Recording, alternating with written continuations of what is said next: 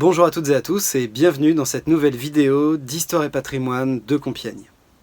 Au début des années 20, les cicatrices de la Première Guerre mondiale sont encore profondes à Compiègne.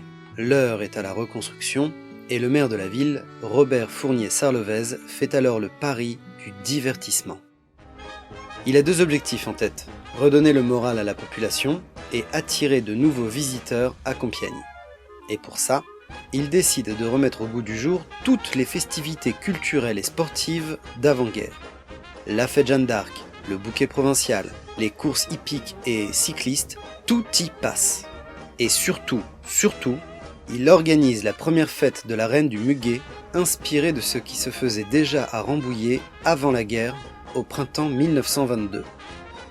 Un concours de voitures fleuries accompagne les festivités et on donne plusieurs balles pour la population. Devant le succès populaire de la première édition, Fournier-Sarlevez a une idée pour la suivante. En 1923, il présentera une partie d'échecs géants à la manière de celle décrite par Rabelais dans les aventures de son géant Pantagruel. Les règles de l'élection sont légèrement modifiées, de manière à ce que la reine du muguet, Irène Marie, puisse rencontrer sa première dauphine, Paulette Durand, nommée pour l'occasion reine de l'échiquier. La partie se déroule le 20 mai 1923 à 15h30 au terrain des fêtes de Compiègne, route de Soissons. L'échiquier mesure 40 mètres de côté et ses cases de 5 mètres sont tracées à la chaux. 400 figurants sont présents, dont 175 se déplacent sur l'échiquier. Tout ce petit monde est recruté parmi les habitants de Compiègne, affublés pour l'occasion des costumes dessinés par M. Pinchon, chef des services artistiques de l'Opéra de Paris et réalisés par les couturières de la ville. Fournier-Sarlevez, grand défenseur de la cause sociale, propose que les recettes de la partie soient directement reversées à l'Office d'hygiène sociale de l'Oise, de manière à pouvoir créer un établissement devant accueillir les jeunes garçons atteints de la tuberculose.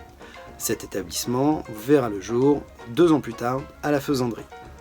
La vraie partie, menée par le secrétaire général de la Fédération française des échecs, Pierre Vincent, se joue en réalité dans la tribune, entre Édouard Pape, expert en objets d'art ancien et célébrité du monde des échecs dans les années 20, et André Muffang, un polytechnicien qui sera champion de France en 1931.